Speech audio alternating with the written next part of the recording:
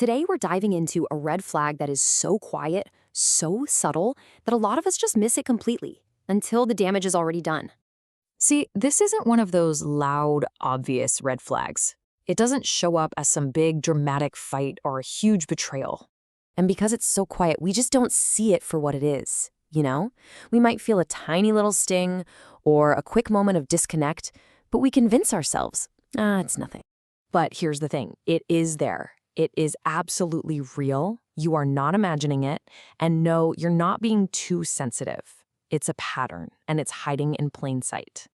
And that's what makes it so dangerous. It's not a single chaotic event that makes you question everything. No, it's more like a slow burn. It's like 1,000 tiny paper cuts to your soul.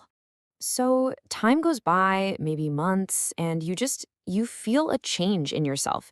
You realize you don't really speak up anymore. You feel a little smaller. You're just not quite the person you used to be, and you can't for the life of you figure out why. Okay, so what is this invisible red flag? It has a name, emotional dismissal. Let's really break down what that means. So, emotional dismissal, it happens in that really critical moment when you share something vulnerable, a fear, a hurt feeling, and it just gets dropped. It gets brushed aside or ignored, or maybe even made to seem like it's no big deal.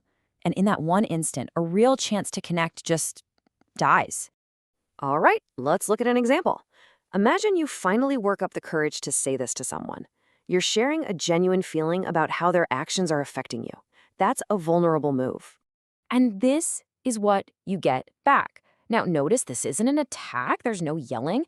It's just a soft shutdown. It immediately reframes your totally valid feeling as you overreacting like the problem is with your thinking. And the result? You don't feel hurt at all. You feel invalidated, like your inner world just doesn't matter.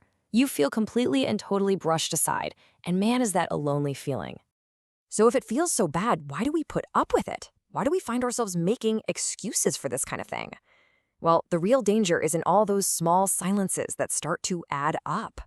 We tend to ignore it because, let's be honest, it's often mixed in with a lot of good stuff. Maybe they're really loving in other ways, or they're super kind in public. So we start to rationalize. We start playing that dangerous at least game. Well, at least they're not cheating on me, or at least they don't hit me. We compare it to these huge, obvious betrayals, and suddenly the dismissal seems pretty small.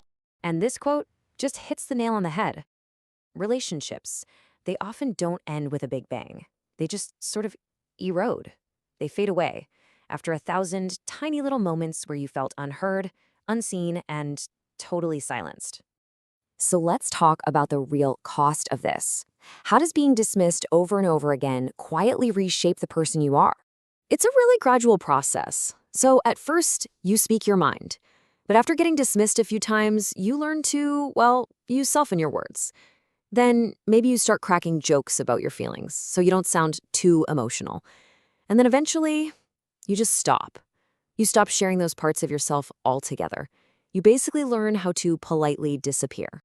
So when you tell yourself, you know what, it's just not worth bringing it up, what you're really truly saying, even if you don't realize it, is this: I don't feel safe enough to be my full self in this relationship. Oh, and here's another classic. Picture this. You're quietly crying about something, and instead of getting a little bit of concern, you get this. It's a statement that basically says your feelings are coming out of nowhere, that they're totally baseless, and that you're somehow being unfair. And right there, in that exact moment, when you are feeling so vulnerable and you need connection more than anything, the one person who is supposed to be there for you puts up a wall. And that feeling of partnership just vanishes, and you're left feeling completely and utterly alone. Okay, so if that's what dismissal feels like, what's the flip side? What does emotional safety, real support, actually look and sound like? Here's the key. A safe response doesn't mean the other person has to agree with you. It just means they have to validate you. It's the huge difference between "you're overthinking it" and "help me understand." It's "why are you crying?" versus "I care that you're hurting." It's shifting away from judgment and toward curiosity. And that, right there, is the fundamental difference. When you're dismissed, you walk away feeling kind of stupid or ashamed for even having feelings in the first place. But in a safe interaction, you walk away feeling seen and understood, even if you still disagree on the issue. So, if you're listening to this and you're recognizing this pattern, if this is happening to you again and again and again, what does that actually mean? It means you are not in an emotionally safe environment. And let me be perfectly clear about this. Emotional safety is not an optional extra. It's not just a nice to have. It is the absolute foundation that trust and intimacy and real love are built on.